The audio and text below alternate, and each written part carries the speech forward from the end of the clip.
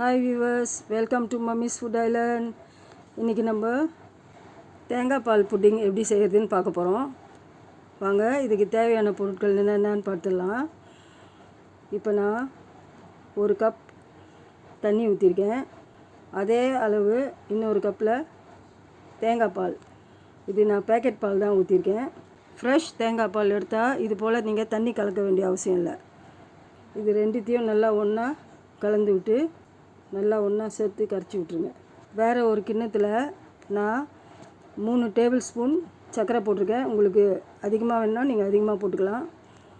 அது கூட இந்த தேங்காய் பாலையும் கலந்துருங்க. இப்போ இதை நல்லா கரைச்சி விட்டுட்டு அடுப்பில் வச்சிடலாம்.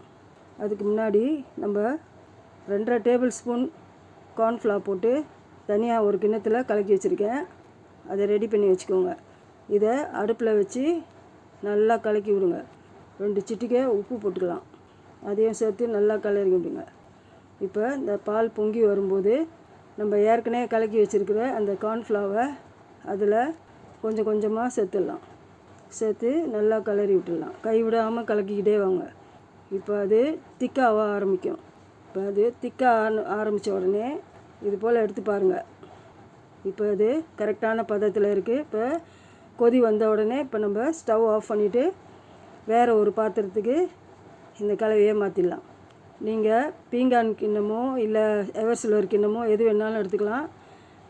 இது போல் அதில் ஊற்றி வச்சுட்டு ரூம் டெம்பரேச்சர் வர்ற வரைக்கும் வெயிட் பண்ணி அதுக்கப்புறம் இதை ஃப்ரிட்ஜில் வச்சிடலாம்.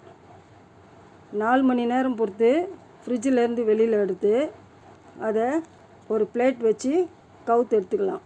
இப்படி கவுத்தோம்னா அது அப்படியே வெளியில் வந்துடும்.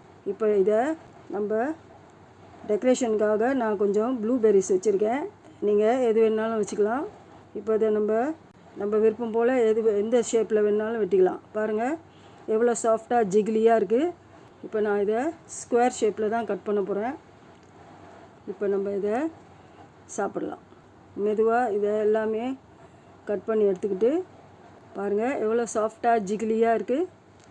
இப்போ நம்ம கோகோனட் மில்க் புடிங்க சாப்பிட்லாம். See you on my next video. Bye.